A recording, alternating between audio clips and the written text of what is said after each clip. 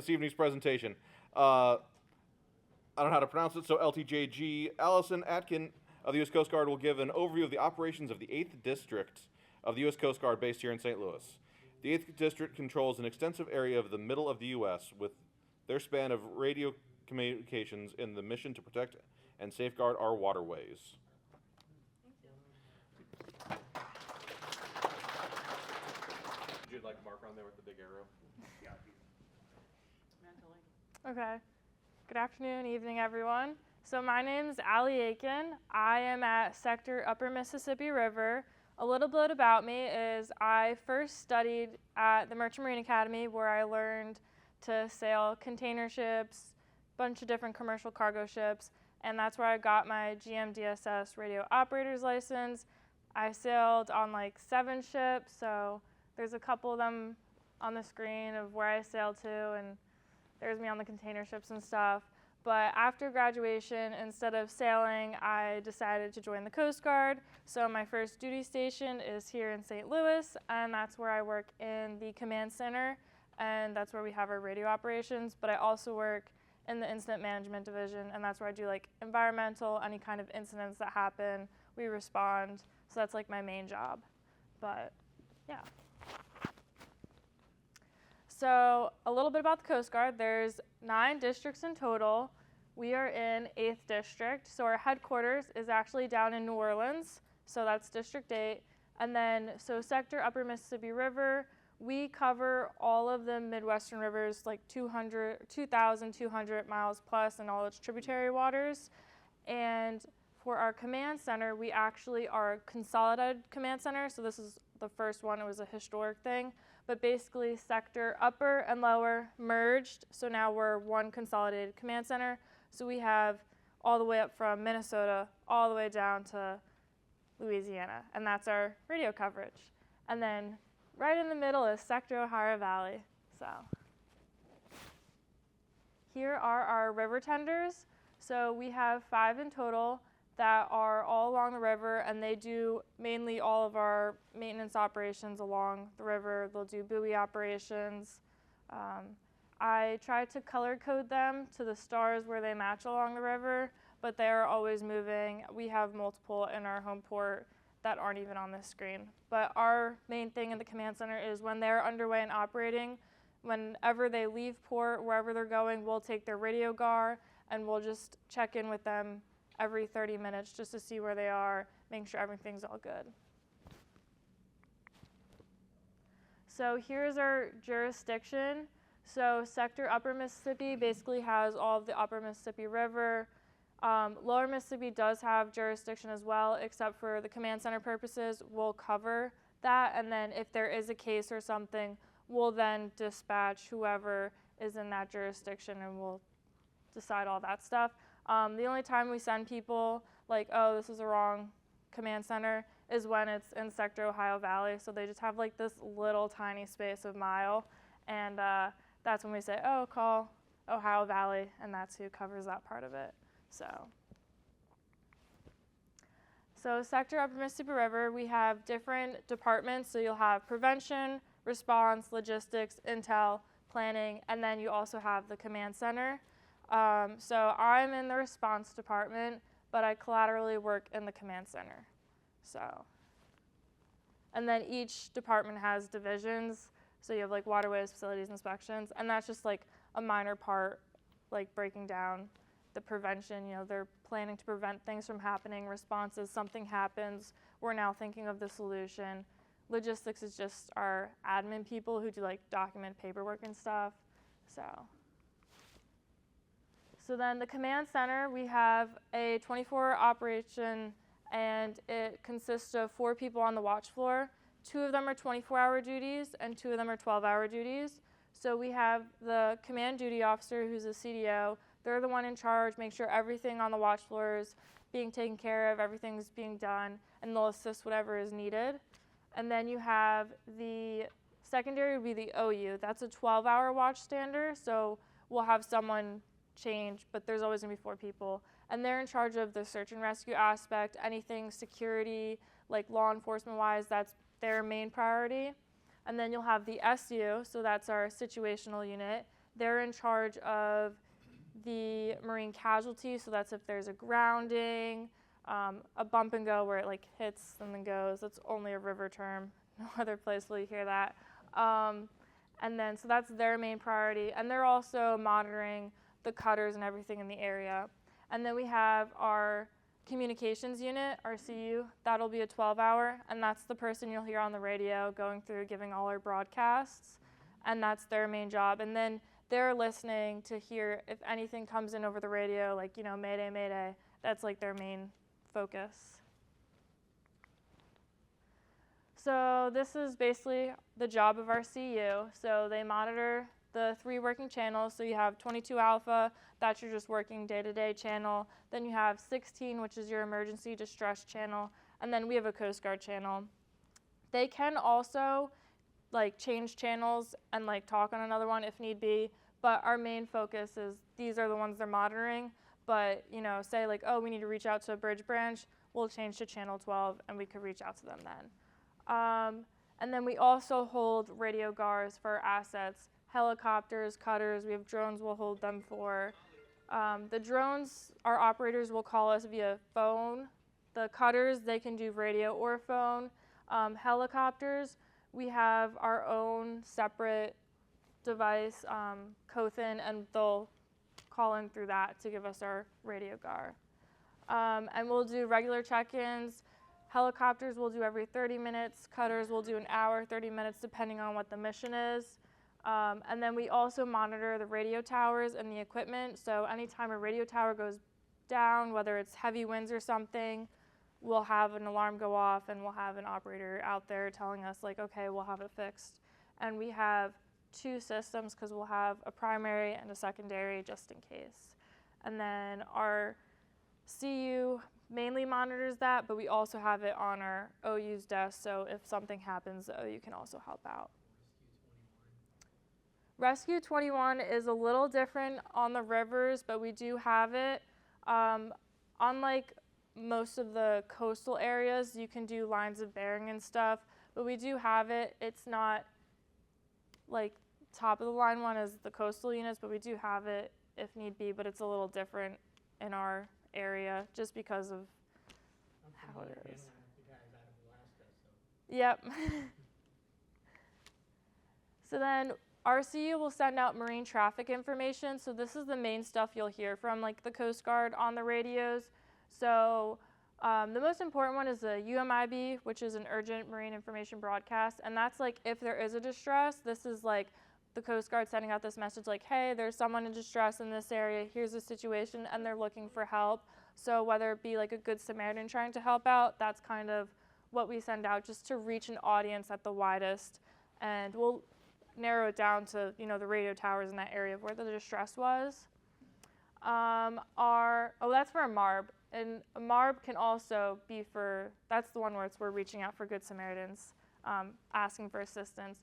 A UMIB will probably say don't go in the area because it might be a vessel on fire or something. But that's like, it's just alerting the public of what's going on. And then SMIB, that's more for the navigational impact. So if they're shoaling or maybe there's a buoy in the wrong area or the current or something, that's more of the safety marine, any navigational hazards to alert the public. And then we'll do BNMs, and this is periodically we'll send out the same navigational stuff, but it's the stuff that's going to be every 4 hours, all that information's coming out, and it's just a list going through all the broadcasts, those general ones you hear all the time, you know, switch to 22 alpha for all these general messages. So that is basically it. If anyone has any questions. Yes. So are these frequencies the ones that if we were to get like a hummingbird radio at Bass Pro and it says it's a marine radio, what you're describing is the channel numbers that we would find on So if you consumer radio like that? Correct. If you switch to those channel numbers, like, I mean, don't like talk on channel 16, but if you're monitoring channel 16 on that or you switch to 22 alpha, you'll hear the marine traffic that we send out. Or like 16, like if anyone turns to 16 and hears distress, that's usually, you know. So everything's analog? Nothing digital? We, like, We do have digital, like if something is digital, we can get digital information, but it's a little different. We don't have, it's a different system we use inside the command center, if that makes sense. Okay. And then these four systems, UMIB through B&M, are those on a specific channel, or is that 22 alpha always? It'll usually be, so it'll be on 22 alpha. We might put it on 16, like a UMIB or something, just so everyone knows, but we'll put it out on the towers in that area, and it'll usually be on 22 alpha, and it usually what people on the rivers are monitoring, we'll put it out on that channel, and they'll all hear it, and it might say like switch to this channel for more information. So I heard these VHF, I think. VHF, yes. He's asking 156 megahertz. I believe so, yes. I don't know off the top of my head, but that sounds about right. Well, a couple questions. One, in the 70s and 80s when I was growing up, Mm-hmm. I lived close to the Mississippi River in South St. Louis, and I was like, I don't know how many, 5 blocks north of the Foot of Iron, which is a Coast Guard station there at that time. I think they're still in operation. I won't ask you to go back to before you were born, but what is the current, you talked about the control center, is there one in our area? And is it, you all remote control the transmitters? And where is the nearest transmitter in the St. Louis, Mississippi River area that would be transmitting and receiving, remote receivers for this? I don't exactly know where the nearest one is, but our command center is like downtown St. Louis, and then we have like towers located all over the river. I don't know them off the top of my head, but our command center is downtown. Is it that just place south still on on? the river, or I think I saw something was on Broadway or something? So we're located at the Ray Federal Building. It's right by Busch Stadium, and that's where our main command center is. That's where the sector is. And but you're on the river also? Is there a thing? There is a Coast Guard station pretty much where Arsenal Street ends at the river. So south of There is- St. Louis. yeah. You're not at the port north of St. Louis? So Station St. Louis is no longer staffed. We have our cutters down there, but I believe it was November, it got decommissioned for our new transitions and stuff, just all that kind of things. That one on Iron, and I still see the Coast Guard signs there unless they took them down in the last. I don't know if the signs are still up, but Yeah. yeah. On Arsenal, you still see them hauling boats up and down Arsenal. Yeah, they're still there. Like our cutters are still home port there, and they're still doing maintenance. But for the most part, like our small boat station and all those kind of vessels and those people that work there, that's no longer for now. You're calling that Station St. Louis? That's Station St. Louis, yes. So at this sector, we have Sector Upper Mississippi, and then we have Base St. Louis and CSD, which is like IT stuff. So But base St. Louis is not station? Base is not station, yeah. Very confusing. Question. So for the upper sector, Mhm. rough numbers, how many people do you have in the St. Louis building? Mhm. And then how many people throughout the whole district? Okay. I could tell you roughly 245 employees are within our sector. And our sector has marine safety detachments. So we have MSD St. Paul, Peoria. Oh my gosh. I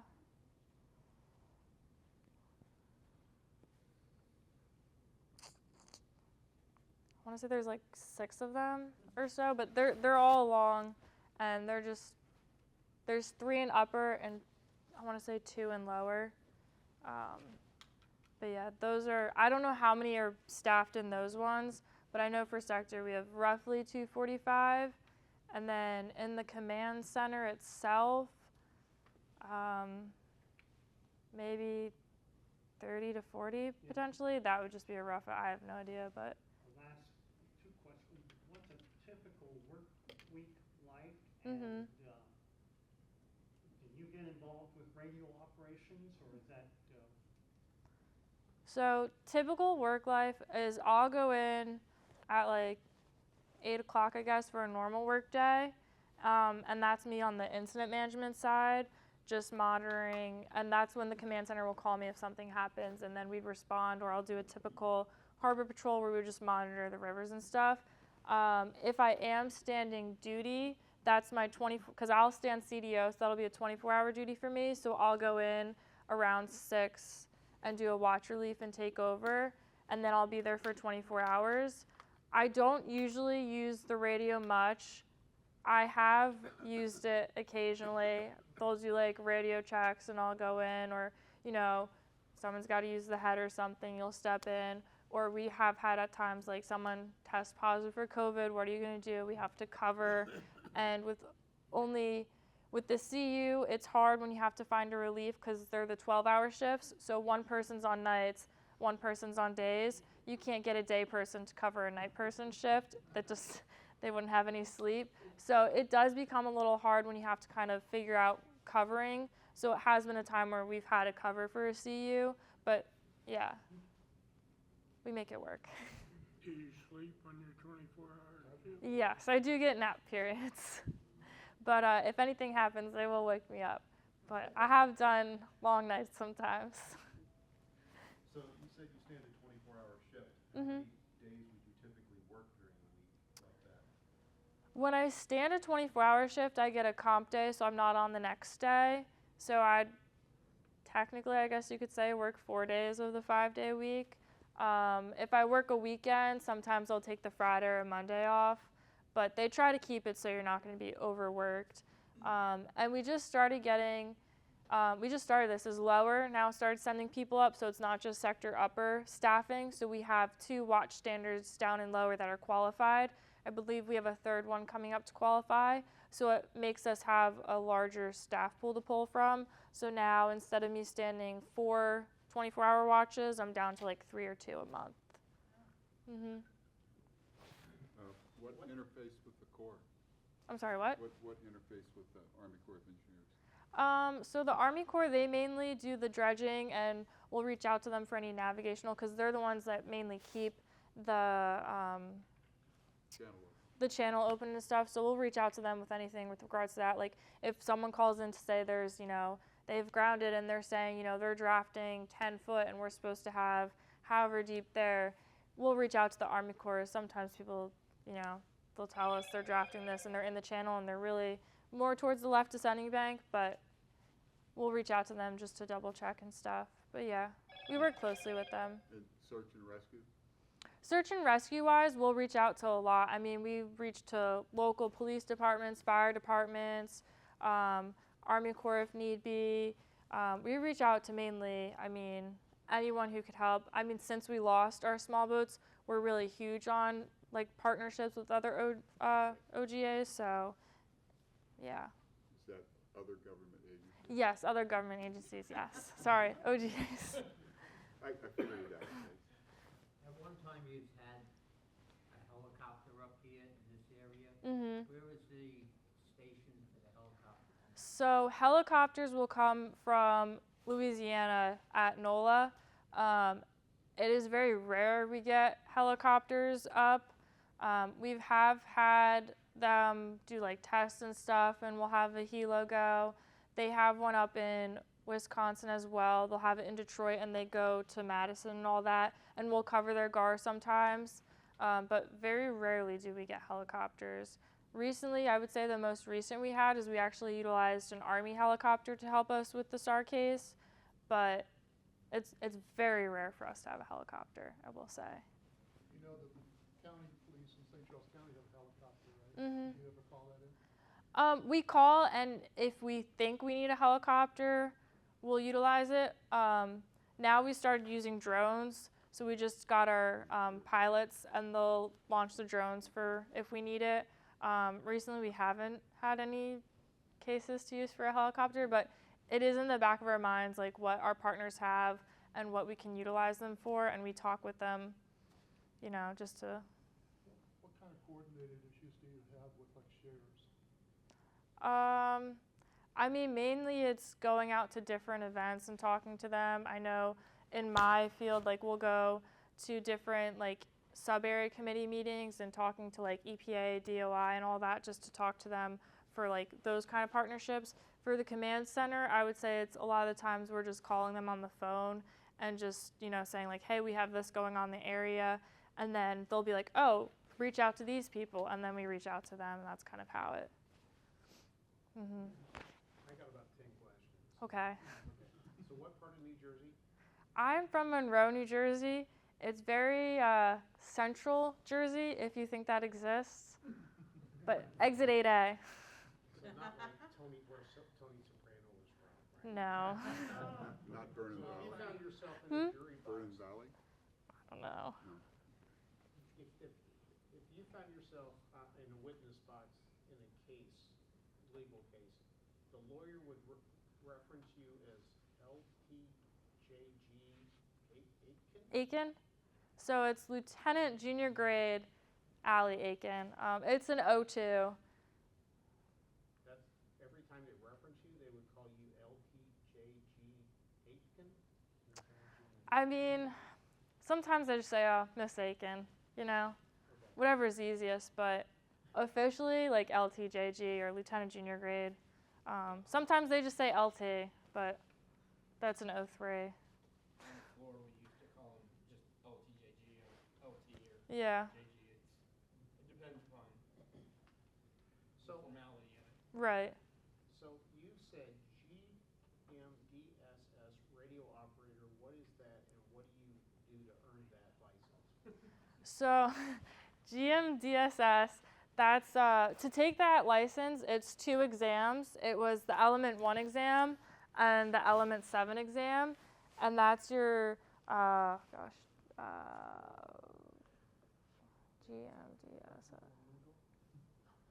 I don't know what it stands for off the top of my head. I used to. I have all the books to study for the test too. Like, So what I privileges haven't. does that what privileges does that give you, though? What can you do? with So I got that license because after college, I was going to sail on commercial ships. And in order to sail those ships, I have to have that like radio operator's license. Unfortunately, I did not sail ships. Global Maritime Distress and Safety System. Yep. To look it up. I had to look it up. Okay, Sorry. I still have more questions. Okay, so my wife and I are going on our first cruise. It's a Holland America in Alaska. So my question is, if I was going to monitor radio comms with the scanner, what kind of communications would a ship like that, a cruise ship, what kind of communications would they have that would be, I guess, interesting to listen to? Well, when you're underway, most of the communications are between various ships saying how we're going to pass port to port. Usually it's port to port. That's like rules of the road. It should be port to port. Sometimes you have to do starboard to starboard. But most of the time it's passing situations or just monitoring to hear the Coast Guard issuing some kind of safety or navigational aspect. But that's mainly going to be over VHF. Is that back to 22 Alpha? Ships kind of operate in a different, they'll go on 12, 14, but they'll monitor 16, and then they'll also have 22 Alpha. But then they might have 3, it depends, each ship is kind of different. They might have 3 different radios, and each one will be on a different. But with certain ones, you could listen to 2 at the same time with certain ones.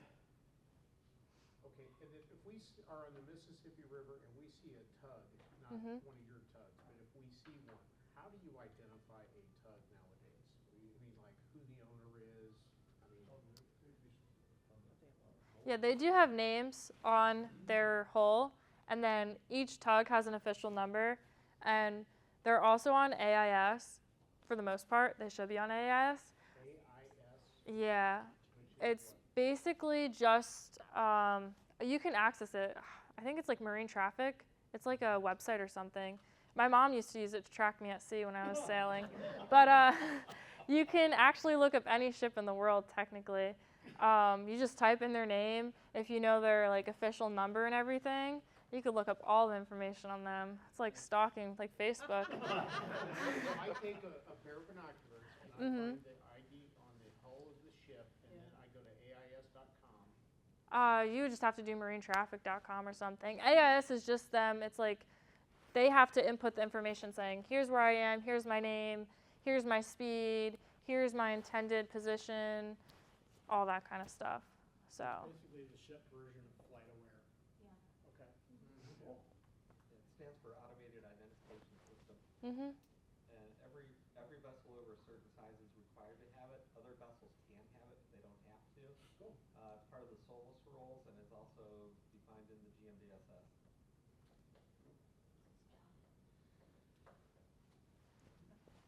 Like the FCC knows where every airplane is in the air. Does the Coast Guard do that with the ships? Yeah, I would say so. I mean, I haven't sailed on a Coast Guard cutter. After I went straight to shoreside, so I can't 100% say, but I believe so. I know they pretty much work side and side using like GMD, like FCC getting license and all that. They use all that. So I know the FCC issued my Element 1 and 7. So. Is English the language of the sea? Yeah, English is primarily the language of the sea.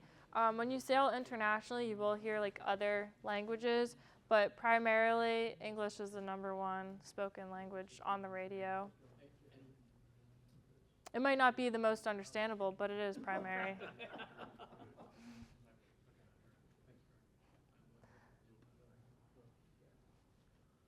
Did you end up here by choice?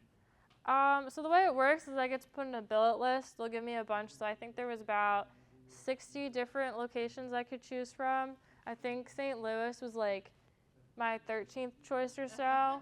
I actually love it here. It's not bad. I am happy with what I got. Yeah. What was number 1? #1, I believe, was St. Pete, Florida. Alaska, I did not rank. I didn't want to go to Alaska. I wanted to stay on the East Coast near my family. When I got the call of like, oh, you're going to St. Louis, I didn't even know I ranked St. Louis. I didn't even know there was a Coast Guard here. But yeah, it's been fun. I've enjoyed it. So when the barges get away from their mooring, and hit, for example, the Poplar Street Bridge. Right. Were you around when that happened? So I can tell you on the river, this is something that happens very commonly. We call them intended, it's like an intentional collision almost. So they do it, and they'll call us. They say, we're going to intentionally hit. It's okay. And they have to call us to say they went through, no damage, all that. And so it does happen commonly, and we call them elisions because it's like a fixed object. Collision was 2 moving objects collide. Elision is when 1 moving object hits a stationary object. An elision? Yeah. ALLISION. Elision. An elision. It is. When I was taking my test, I always thought it was my name. But yeah, so we'll have intentional like collisions and stuff with the bridges, and the tug will call us. Usually they're carrying nothing, and it's nothing like major damage. But in the event, like, you know, obviously you have the giant structures. I mean, those are like container ships, and those have like TEUs. Those are like heavy. There's a lot of them. I mean, mass damage if that collides. With the tugs and stuff, usually they're empty. We make sure they're carrying no red flags, which is any like dangerous, like explosives, anything like that. So they'll call us, and they alert the bridges to let them know, and it's all good. I'm having a hard time getting past intentional.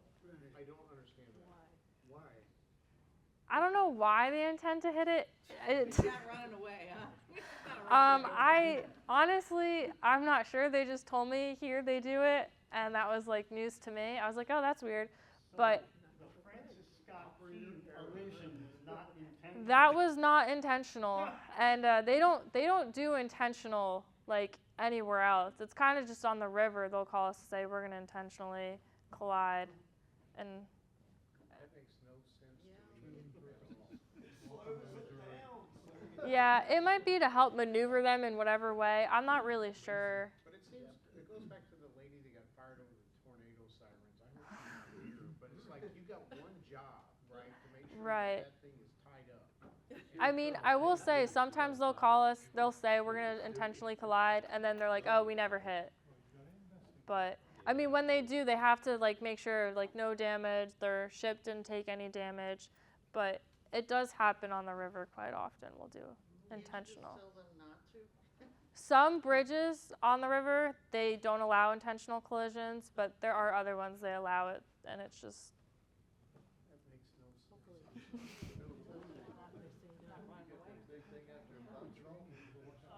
Any interaction with new bridge construction? I don't have any interaction with them, but yeah. I'm not trying to steer the conversation. I just happen to think about this, but how many, when you graduate, how many were in your class from the Merchant Marine? And Yes. whereabouts do most of them go? Oh, my friends are all over the place. I think I graduated with roughly 250 in my class. I have, oh my gosh, I mean, they go from in the States to international. Like, even like when I sailed with them, like I had friends in Russia, I had friends in, I mean, Egypt, Sweden, yeah. I mean, so. Not just U.S. No, so there's two, yeah, so you'll have tramp shipping, which is just, you kind of get hired and you don't have a set schedule. You're just going wherever the cargo needs to go. So that was the first kind of vessel I sailed on. And so you'll just go random places, whether it's the U.S. or international. You're just going wherever the cargo and the money is.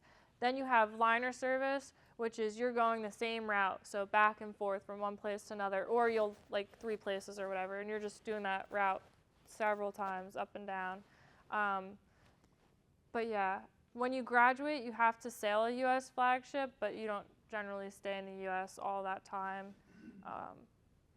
But yeah, you'll go all over the place. What do you do on one of these ships when it goes wherever? So depending on the type of ship, I sailed on the deck side. There's engineers and deck.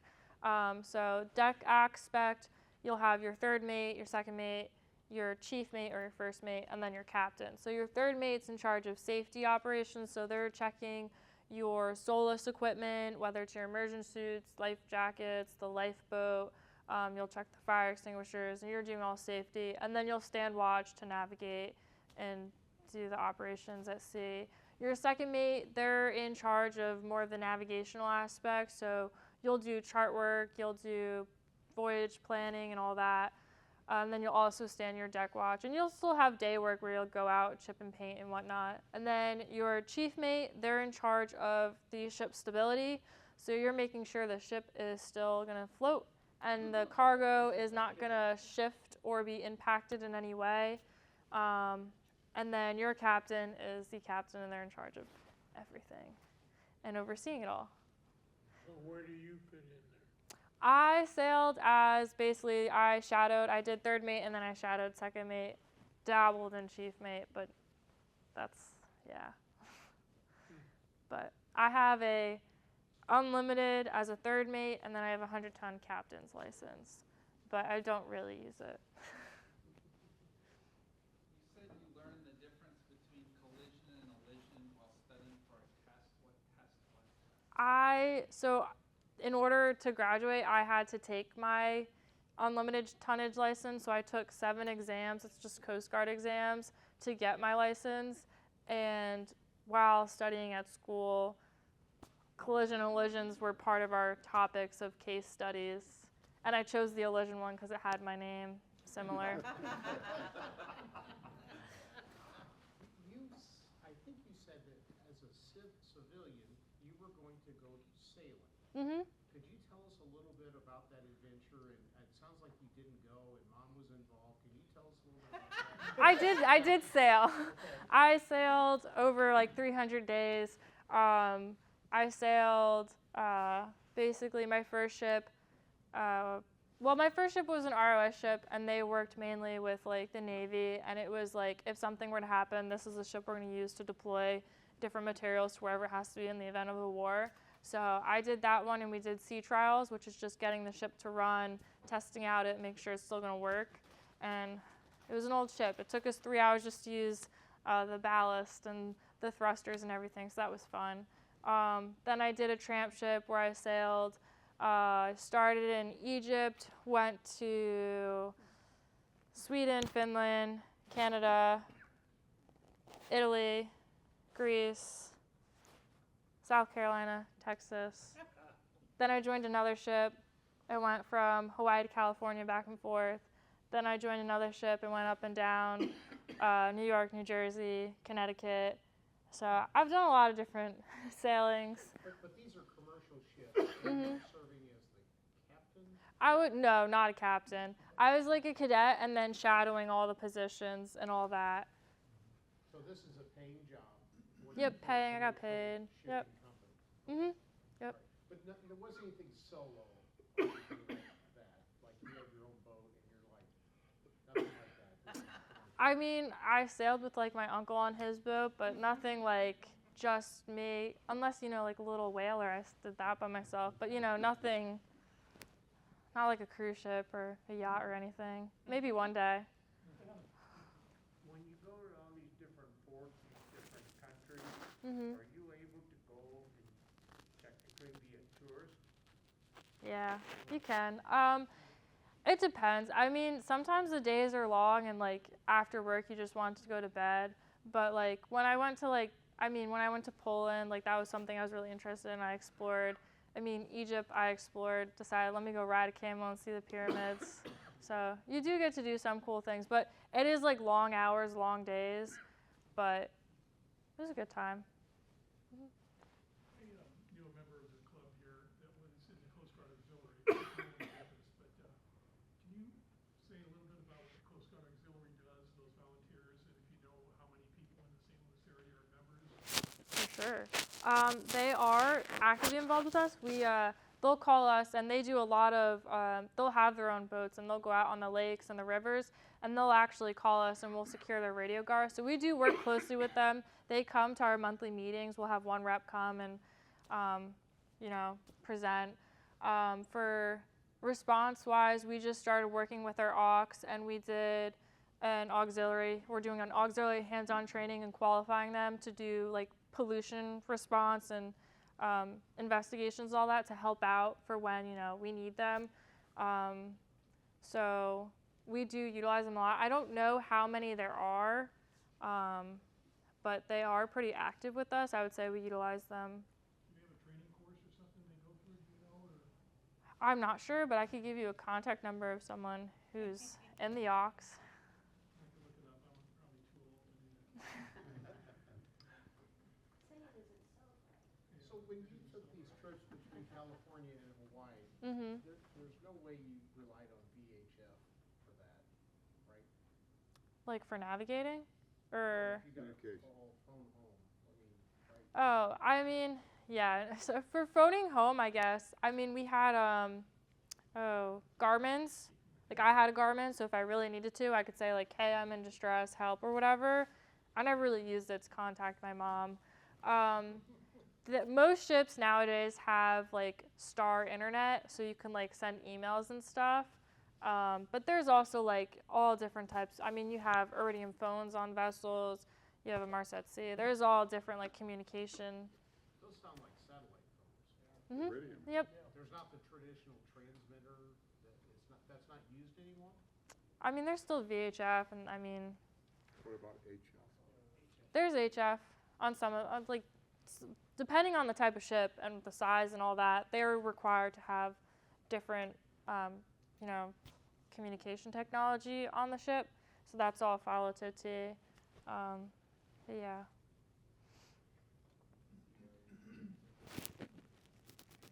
What's the most common incident that you have to deal with on a regular basis? I would say probably the most common is a grounding, and that's just when a vessel grounds. The river, I could say it fluctuates. You have high water, low water. and it just happens. And with the river, we'll also do bump and go, so that's like they hit it and like 3 seconds later they're already off. Like they didn't need any assistance or tug, so that's pretty common too. But I would say that's probably the most common. Is that considered an allusion? No, that's not an elision. Elision when it like hits an actual, yeah, damage, you know? What's the channel depth that you need to maintain in St. Louis? 9 feet, 300 wide. 9 feet deep, 300 wide. And what's the mile marker cutoff between upper and lower? Ohio is 109.9 and we're 110. And if, you know, even if it's in that decimal, it's them. I had it on that one screen with all of them. It looked like there was a big overlap between north and south. Or did I just look at the numbers wrong? There is no overlap. Like once it hits this mile marker, it's theirs. Once it hits this mile marker. From the Ohio up and Pretty lower much. from Ohio down. Yeah. There's like one little section in between that's Ohio Valley, but even if it's like sector lower, you're still calling like St. Louis, like because we're one command center. Like we took over their command center and they're now here, so we'll still. Mhm. What? North or south? The higher numbers? Well, it depends on the river. So it'll go. Higher is upper, and then lower is like the lower numbers, like if that makes sense. So 0 is New Orleans? Is that what you're saying? I don't know about 0. Or 1? Okay, how about 1? Probably, I don't know the numbers off the top of my head. New Orleans is a little ways from the mouth of the Mississippi. Yeah. It looked like the south was up to 800 something was the number. So we have like rivers and like the tributaries, and they have their own separate like numbers as well, like if that makes sense. Because you'll have like the Illinois River, the Red River, the Wachita River. Kaskaskia River. Yeah, all these different rivers. I grew up on the Mississippi and the Illinois River above the Alton Dam. Is Water Patrol any part of you all anymore?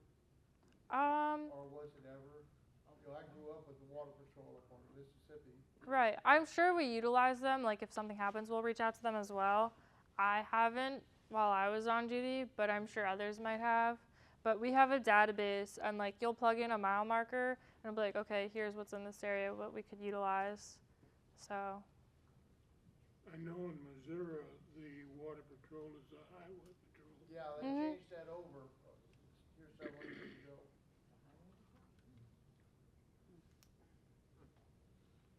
So who patrols the Great Lakes then? So that would be up in Detroit. Detroit's mainly covering the Great Lakes, and we'll have cutters. So the Mackinac is on the Great Lakes. But yeah, that'll be like Detroit's AOR. Oh, and what was a GAR anyhow?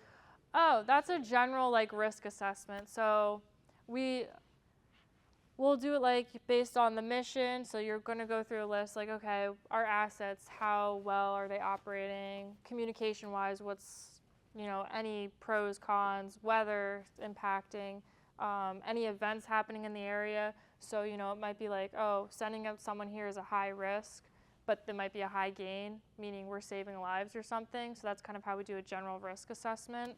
So kind of like when you're going to hang up Christmas lights in the snow, like, is it really safe at that time? Is it worth hanging up the lights? And you kind of have to like assess it, you know? So a GAR is not a mission, it's the risk assessment? It's a risk assessment, but for the mission. Mm-hmm. We did an Alaskan cruise, and the ship moved at night. Is the captain in charge of that, when they're moving? So.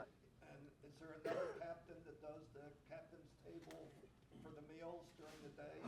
So the captain technically is always in charge of where the ship's going and the maneuvering, except for in the Panama Canal and the Suez Canal. That'll be the pilot's jurisdiction and stuff. But the captain can still say like, "Oh, stop if it's dangerous."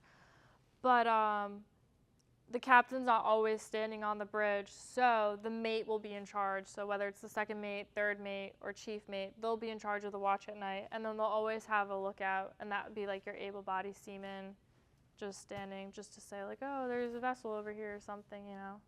Maybe you didn't see it, something like that. But yeah, captain technically is in charge if something's happening, and he should always be phoned if there's any questions or something. But yeah. Watch that rock. Yep.